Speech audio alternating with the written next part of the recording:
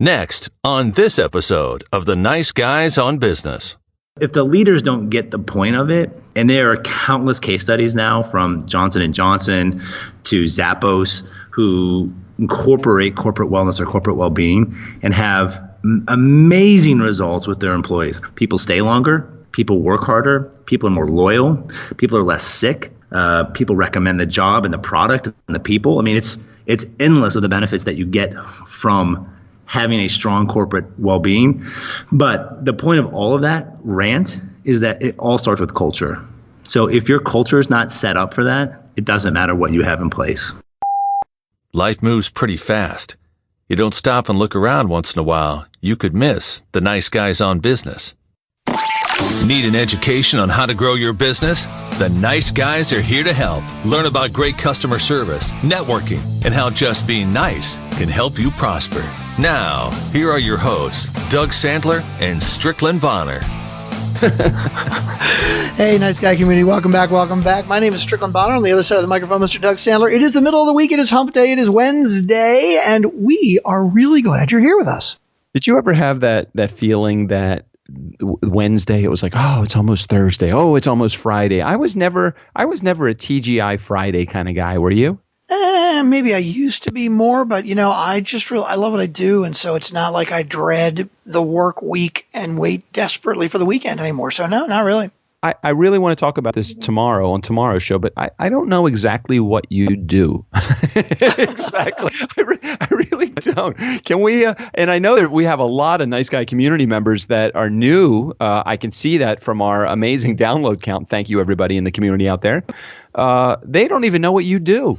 Well, we can talk about that on tomorrow's show, but today we are interviewing Mr. James Kelley. And, we didn't get to the promise statement on Monday. We probably should do that. The promise statement is, unless you want to give it, Doug. I do, to provide a learning experience that is entertaining and adds value to your life. If we are not living up to that promise, please reach out to us. You can use me. Use me. Please use me. Use me and discard me like a Kleenex. Use my Twitter handle, at DJ Doug is me, at Nice Guy on Biz with a Z is Strickland over there. We do want to hear from you. What's been so great is that we've had so many people recently join the Nice Guy community over on Facebook too, and we have a lot of engaged listeners in our community. So thank you, everybody, for adding to the conversation over on Facebook as well. But Twitter is a really good spot. Easy. It's just let us know what you're looking for, and we will make the improvement. I guess for some reason we are failing at the dialing for Doug on Wednesdays since... I was just getting ready to get into that. Yeah. Speaking of using and abusing Doug, isn't it Wednesday? It's dialing for Doug night tonight, isn't it? It is. I would love it if somebody would call me between 5 o'clock and 6:30 p.m. tonight, although I really got to... Eastern Standard Time, thanks. I really got to tell you, I've been, with all of the things that are going well, that is the one thing I've been a little bit disappointed in. Maybe they're just not talkers. Maybe our community just does not want to. Are you anybody out there? Can you hear maybe us? We should talk about that either on our Tuesday or Thursday show. Maybe we talked about it yesterday. I don't remember. I don't know. Did we already record yesterday's show tomorrow? No, not yet. We haven't done it yet. That's why I'm saying maybe we talked about it yesterday, or maybe we'll talk about it tomorrow. But yes, we should bring that up, but not today. We need to know a little bit more about James Kelley. Yeah, so let me share a little experience about James Kelley. So put yourself in a position where you decide that you're going to move out of the country. Okay, just pick up all your bags, pick up your belongings, and just move out of the country. And you're going to travel the world and do whatever you do, whatever your job is. You're going to go anywhere and do that job. How challenging do you think that would be? Depending on what country you went to, that could be very challenging. Okay, now just let's add to the equation, you take your wife too. Would that make it a little bit more challenging? Because you certainly have a partner with you, but now you're responsible for you and your partner as well. That would be a little bit more challenging, right? Sure, it could be. Mm-hmm. Okay, and imagine taking your 4 children with you and doing the same thing. Okay. Picking now up all we're your getting challenging, yeah. Moving to Japan, moving to Australia, moving to Abu Dhabi. Can you imagine, or Dubai? Can you imagine making those moves and just picking up everything and just going? That's exactly what James Kelley did. James Kelley, Dr. James Kelley, actually is a podcaster. He is a business consultant. His podcast is called Executive After Hour, and he does an amazing, fabulous job of telling the Nice Guy community in this interview about his experience of picking everything up, settling for what would be the most amazing lifestyle, and answering the question that we all answer, and we all want to question ourselves with this question, is what if? What if? I mean, what if you do pick up everything that you have and move to another country? What if that you do decide that you're going to follow your dreams and your goals? What if you do take your family with you and you teach them the valuable lessons in life, not through a book, but through actual experience? How cool would that be to be able to do that? Sounds pretty damn interesting, actually. I know, right? I might actually have to listen to this interview. So, so that's exactly what James Kelley, Dr. James Kelley, did. I didn't even realize that he had a PhD. This guy is so down to earth, and not that you can't be down to earth with a PhD, but the guy is so what's the word? What is the word when you presume that you know everything? What is that again?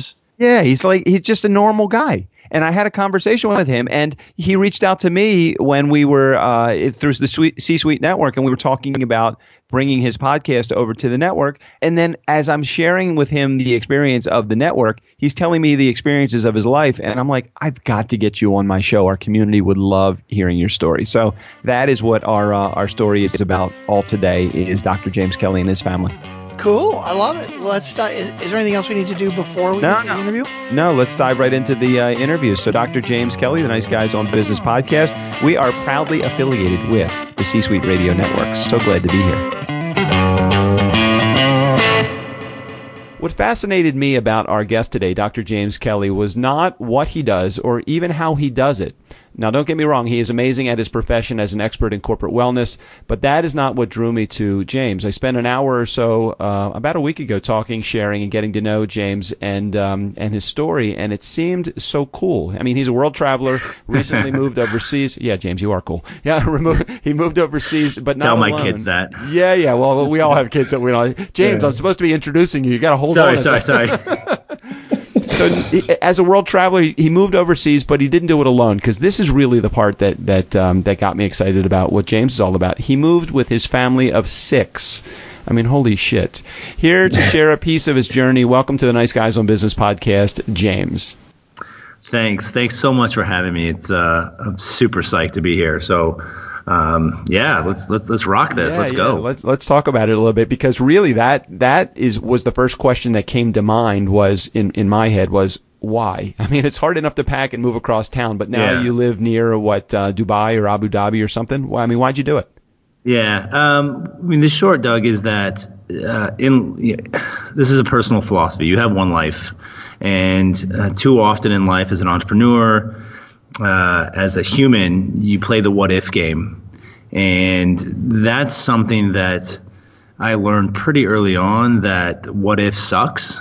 And, not to dive depressing pretty quick, but my dad passed away when I was 20. And so he was 49 years old and I'm 42. And so I live every day as if I may die at 49. And I know that sounds morbid, but it drives me to do things that most people may not want to do. No, I mean, that totally makes sense. I mean, everybody looks at, my dad died with a bunch of money, but never left me and my brother anything. And I just said, I'm not going to do that to my kids. He left it to his wife, and who was not my mom. So the part of it is that, okay, we have these tapes that are continually playing in our heads. And it sounds like the tape in your head just said, I really want to live my life before I get to 49, because who knows what's going to happen at 49 for me. And I'm older than that now, so I've already passed the curve. So this is good. This is good. Well, you don't look a day over 35, so Doug, you're doing great. Yeah, it's entrepreneurship. It definitely keeps you young, or it keeps you moving, for sure.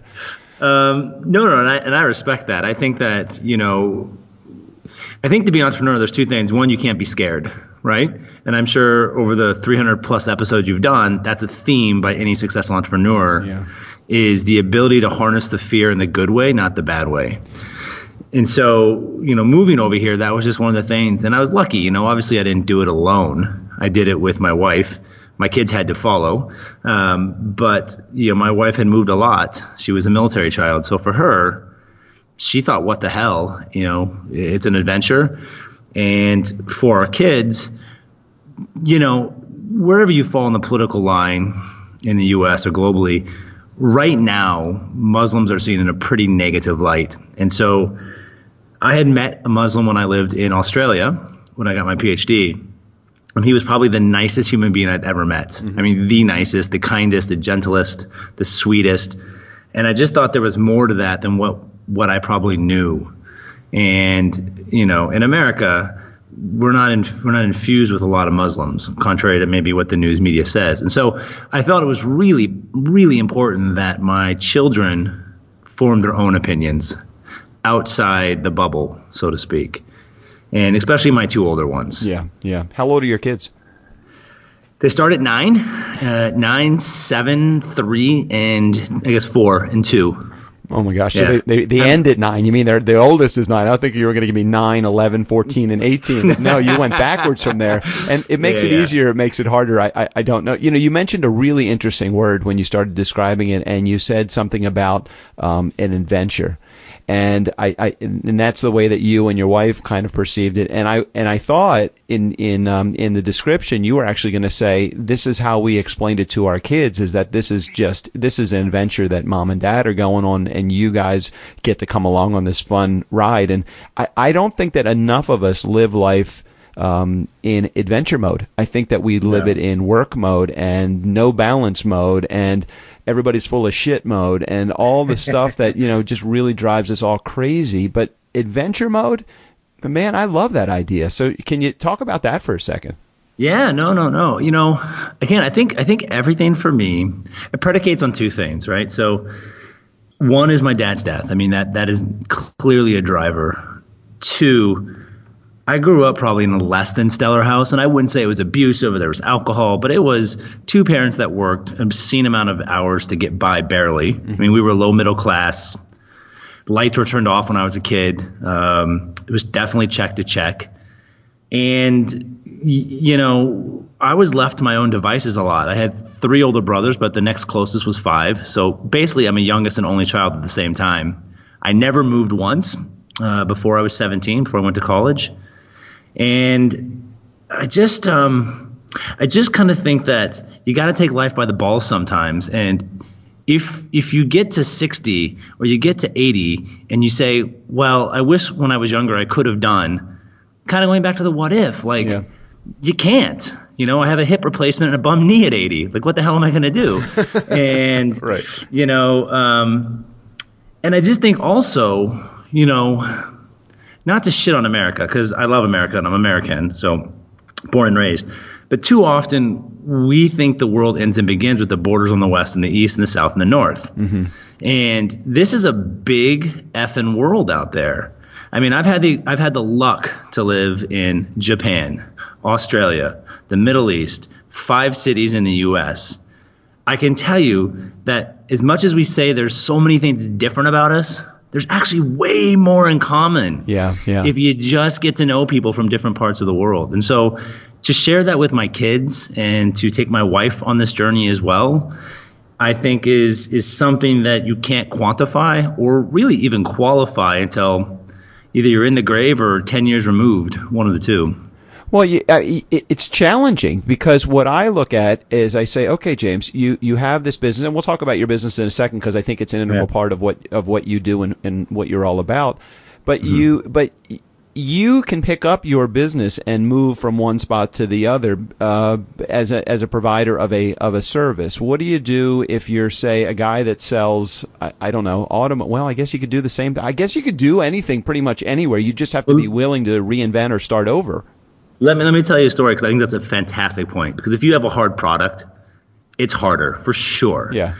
If you are owner of a plumbing business or you are someone who makes widgets, it's hard. But I was in Turkey once for 2 weeks, and I ran into this American family, and the guy is from the Midwest, and I want to say it was like Kansas or Nebraska. I can't remember where. Yeah. But and he owned, I think he said 25 Pizza Huts and like 15 other type of fast food restaurants. Yeah. But he said every single summer he drags his family and his kids for a month someplace around the world. And talk about having balance. He's like, I work my ass off for 11 months. I deserve to have a month off. Yeah, I think it definitely is something that you need to gun for. I think that most people just don't. Yeah. You know, in the part of what you do, it sounds like as your profession in corporate wellness, you probably have to spend a lot of time talking about the importance of balance and the importance of having a lifestyle that will support your health. Because if you get to 49 and you die, your family is going to be missing you. So how do you get So let's spend. I don't know. My wife gets a nice life insurance. I think she'll be okay. I'm just kidding. I do joke about it with my kids a lot. I'm like, I'm really covering you pretty good when I go. So you know, it may be painful, but the pain should be covered a little bit by a couple of bucks from the insurance policy. Can I just say something? I think that you see this a lot with what you do, and I think that, and I feel this. I don't even think it. I feel this. I feel that. You mentioned the point that many of us don't take the adventure, but what's the commonality? Like, what's the reason why most people don't?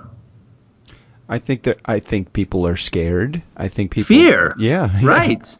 Fear is one of the most paralyzing emotions of a human being. Yeah. Fear, we are inevitably a human, fight or flight, right? Right. And many of us, flight not in the traditional sense, but flight is I need security and comfort, and the unknown scares the shit out of me. Yeah. Yeah. And when you think about that, I mean, we have a mantra at our house, and this isn't all high and mighty. It's just something that I learned when I was really young. And the mantra basically is, don't let fear conquer you, you conquer fear. And it's just simply about acknowledging that you have it, it's okay, and it's what you do with it is what matters. I think really the part that comes next for me is you have the fear, and when you overcome the fear, I have anxiety in my life, and when you face the things that create that anxiety in your life, you don't just overcome that particular fear, but you start to believe in yourself, and you start to really rise above all of the things that originally were holding you back. If you have a fear of going in airplanes and you sit in an airplane and you actually go for a ride, you'll discover, number one, it's not a big deal as much as you think that it is. But the second thing is this huge feeling of triumph that you have when you're able to overcome your fears. And I think that many people go through paralysis because of analysis. They're just trying to figure it out, and they have all this fucking fear, and it's the worst part of any decision. And as entrepreneurs, we all have that fear. It's that fear of the unknown. How am I going to pay my bills? How am I going to pay the electric company? How am I going to get that? Is my next customer ever going to come? Am I out of business and somebody just forgot to tell me? All of the things that we are fearful of. So can you just spend just a couple of moments talking about how to a practical step in overcoming fear? It's got to be more than just do it. Or is it that simple? Yeah. No, and I think you're right. I think that to have the mentality of just do it is doing a disjustice to the complexity of it. And I think what I said earlier is probably the most important thing is acknowledge it. Mm-hmm. Because if you acknowledge it, you own it. And if you own it, you have a choice with it. And I think it's the practicality of it is the ownership of it. Because you can then parcel it out a little bit if you own the fear. A lot of times we don't actually know what we're scared of. And a lot of times we actually place that fear on something that's not actually what's the scary part. Because for most of us, it's not the things we blame on fear on. Mm-hmm, mm-hmm. It's the actual fear of failure. If you're an entrepreneur, I mean, failure is one day away of a payment. And so, yeah. And so like, I love my random analogies. And no, so that's like, good. That's a good one though.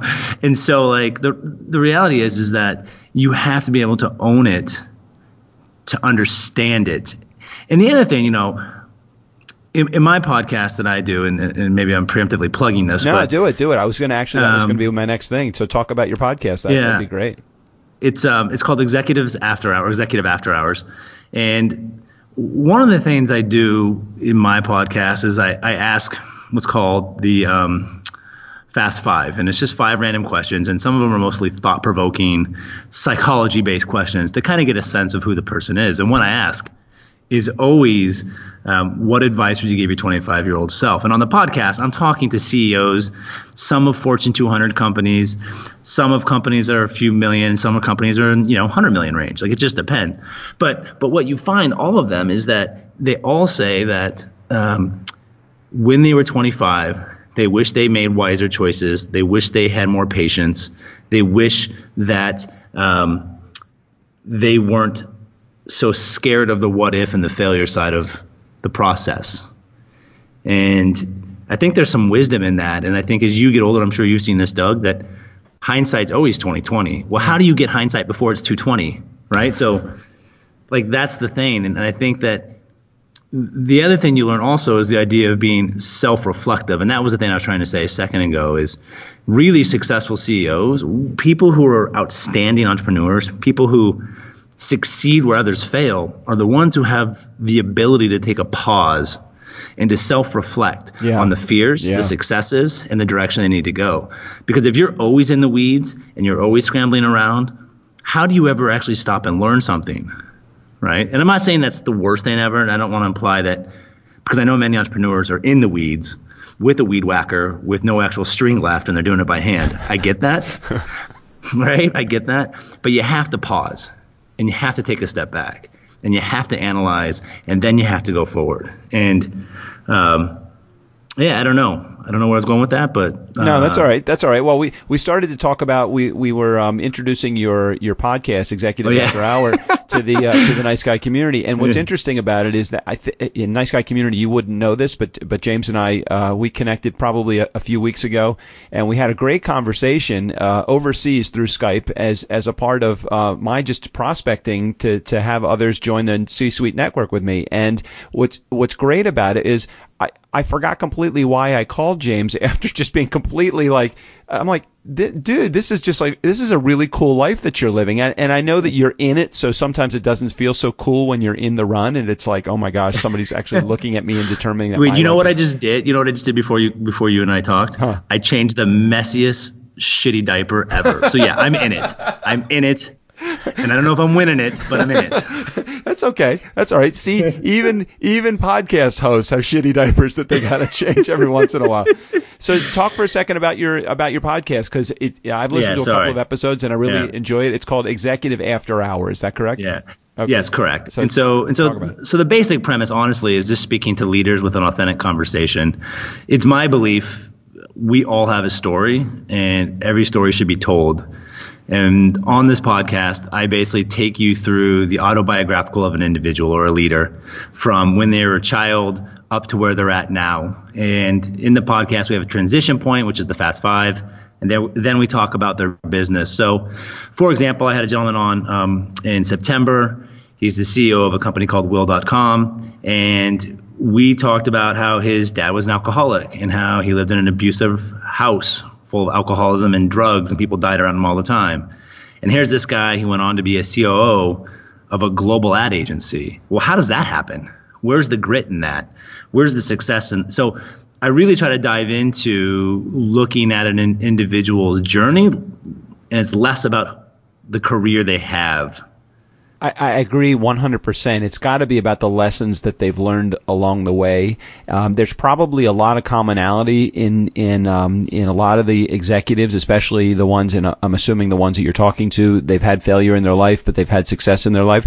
Can you share some of the common, or maybe a common success action item that people say, hey, this is what we've done? We talked about overcoming fear, and I think that's a great one. I think that's an action item in the process of overcoming fear. That's one that we all have to go through.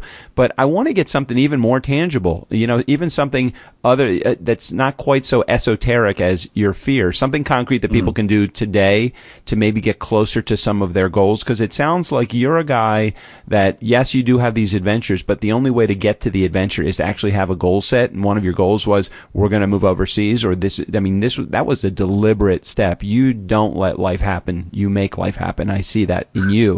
So share something that people, that's concrete, that people can get closer to their goals if they do this item. Yeah. So, there's 4 themes that I've picked up, and maybe this is still too esoteric for you, but there are four main themes that I see from these really successful leaders. And, I wrote an article about this or a blog on LinkedIn, and it was called Authentic Leader.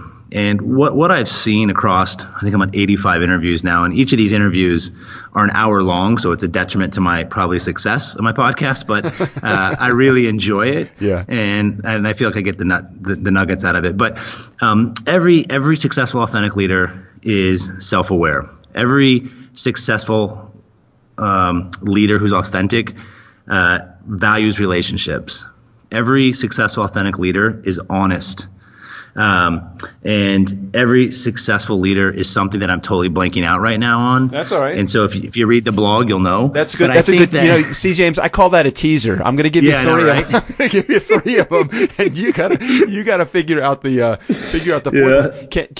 Can I say something though? Because as you were mentioning the three that you talked about, so you talked about self-awareness, and I haven't written these down, so I'm going to fuck up and mess one of them up too. So it's not just you that can mess up. I'll mess up too. You talked about self-awareness, and the first thing that came to mind when you said self-awareness, I thought I just need to meditate a little bit more, because self-awareness actually comes to life as an action item through the process of meditation for me. Now, is that an acceptable action item for you? Yeah, no. Thanks for teasing that out, by the way.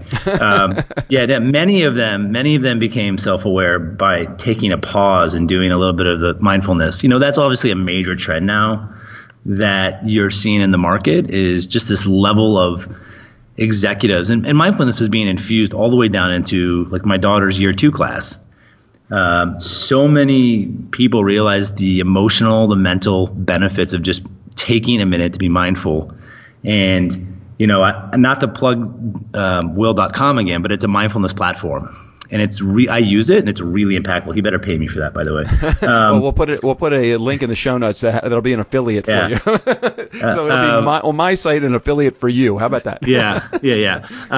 And sorry, go back to the last one is compassion. By the way, they're all compassionate. Okay, cool. So I could have left the teaser, but I was going to hang over my head, and so I want to close that loop. No, all you need is just a moment of relaxation, and I knew it was going to release anyway.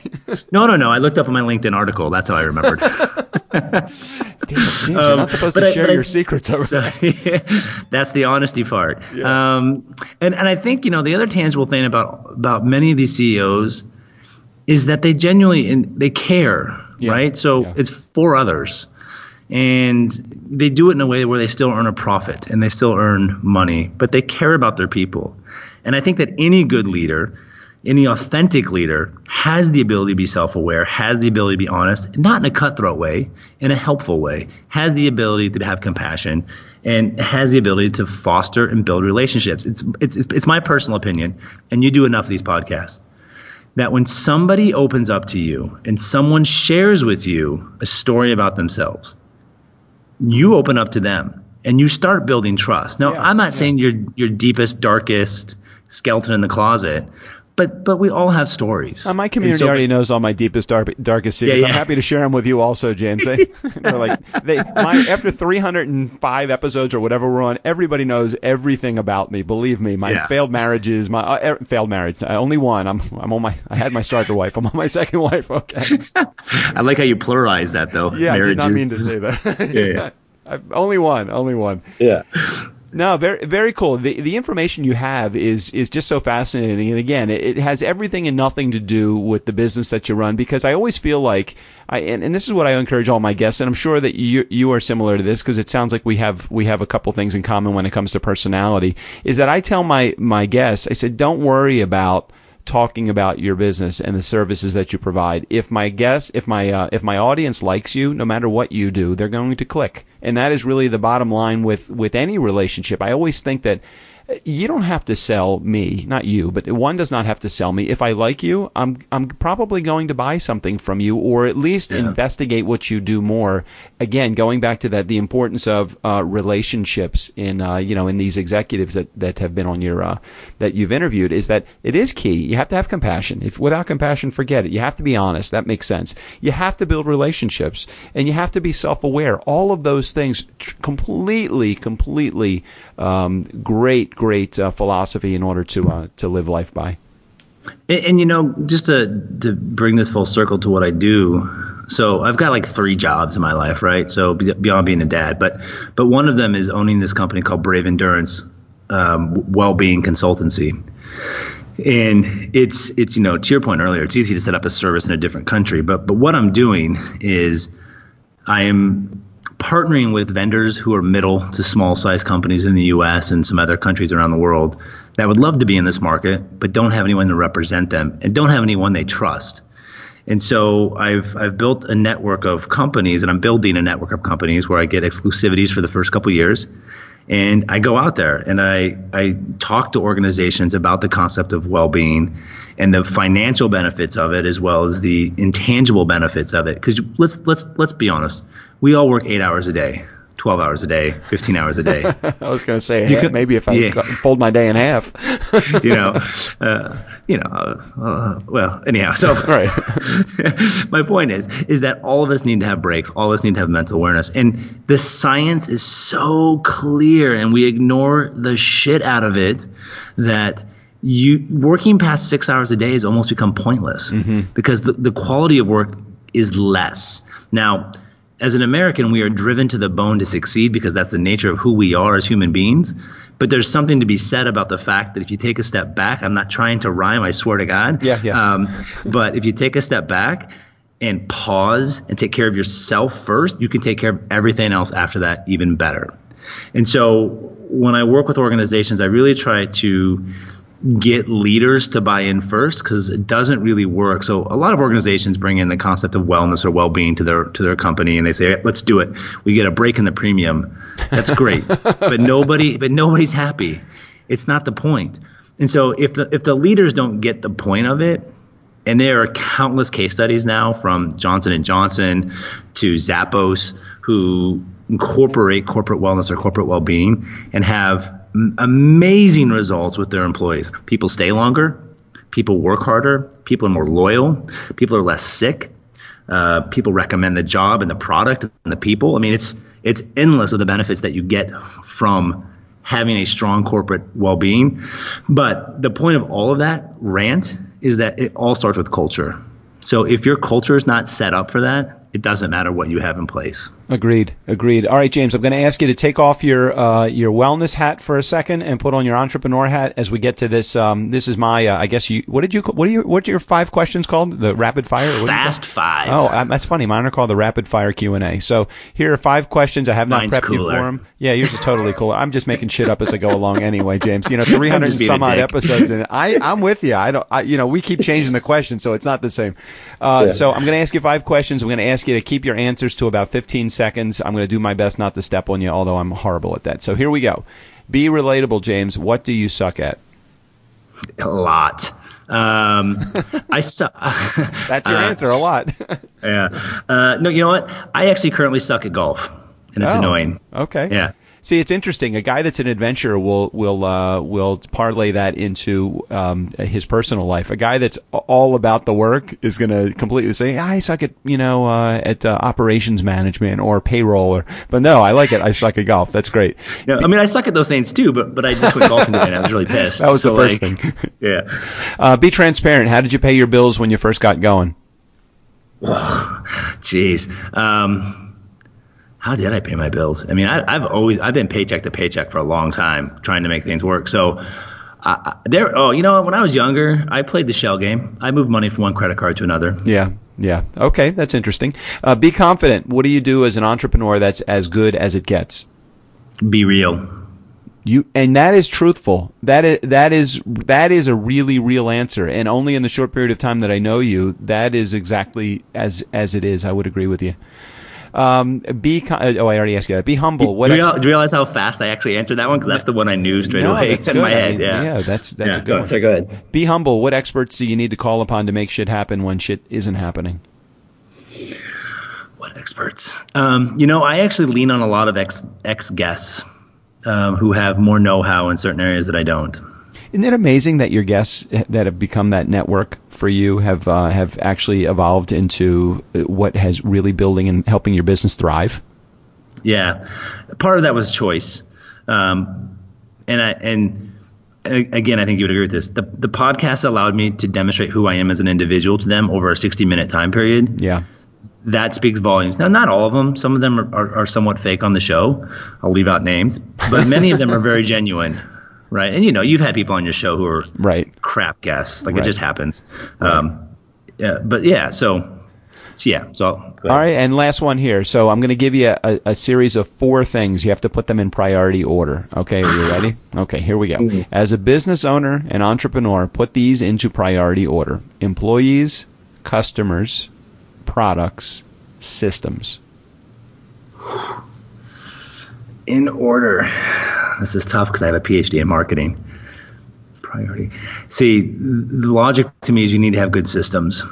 So I put that first. Without systems, things get just fucked up and you piss off your customers. So you need to have good systems, but without good employees, systems don't work.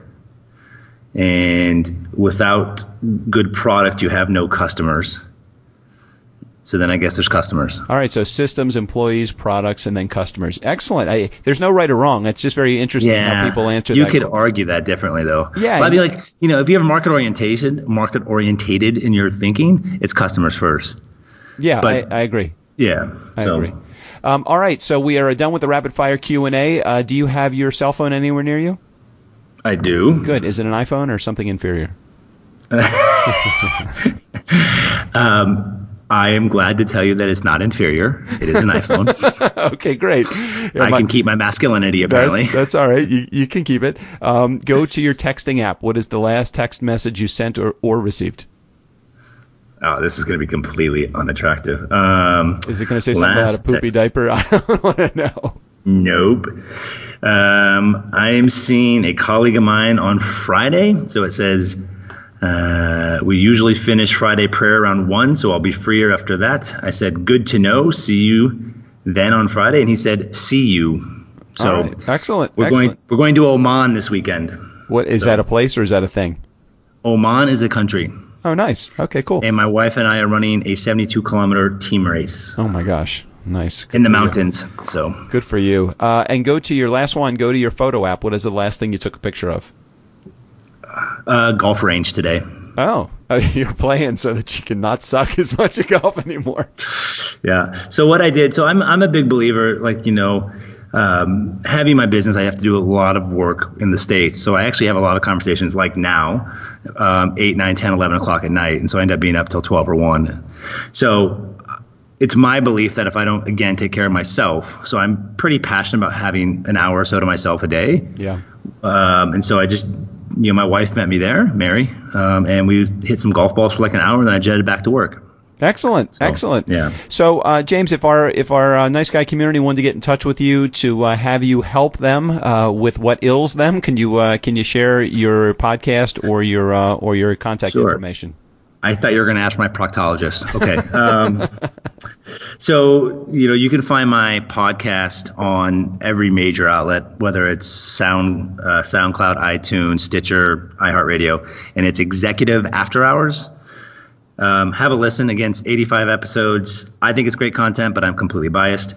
No, I think it's great content too. You actually do a really good job, which is why I wanted you to join the C-Suite Network with me, because it is actually a good show. Thank you. And then, if you have any questions about a couple different things, my expertise is pretty random. But if you have questions about doing actual proper research, many people do research completely wrong. I have a PhD in quantitative marketing analytics. Nerd. Yeah, total nerd. And if you knew me, if you knew me from high school and college, you'd be like, how the fuck did this guy get there? So, which is a whole other longer story. So if you have any questions about doing actual proper research, I'm happy to help that, 'cause it's just done so poorly, it makes me mad. If you have any questions about, how do you set up a corporate wellness program, or do I know any great vendors in the U.S. that I can introduce you to, I have no problem. I don't need to have every piece of every pie. Happy to help.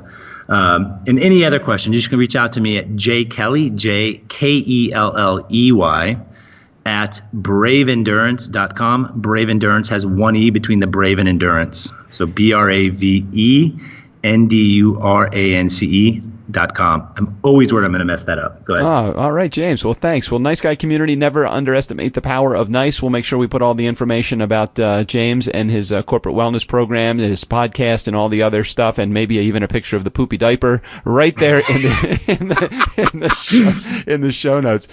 James, I told you this was going to be a shit show. It literally is a shit show. And I am happy to help make it so. No, I appreciate it. Thank you, James, for being a part of the show today. And Doug, sincerely, thank you for having me on. I really appreciate it. It is my honor and privilege for sure. Steve O'Brien, go ahead and take us out of here. For the Nice Guys on Business, the only podcast I provide voice for and also actually listen to, I'm Steve O'Brien. Well, that's what I tell them, at least. Listen to the beginning and the end. All the stuff in the middle is just yak, yak, yak, yak, yak.